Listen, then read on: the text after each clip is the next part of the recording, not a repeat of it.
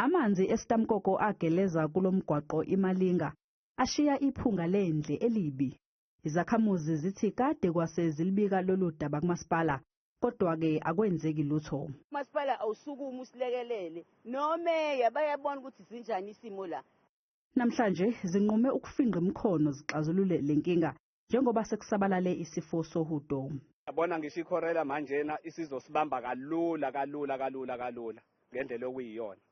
Kunesitamkoko sisuka phezulu esihamba egcekeni emzini kamama siyoshona phansi emigwaqeni la kuhamba khona izingane zesikole.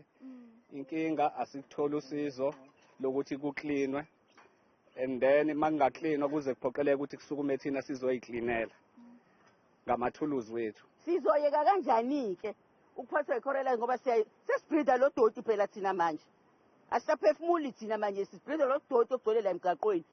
Uhulumeni wethembisa ukuthi uzoyixazulula lenkinga enkulumweni yakhe ayethulela isifundazwe.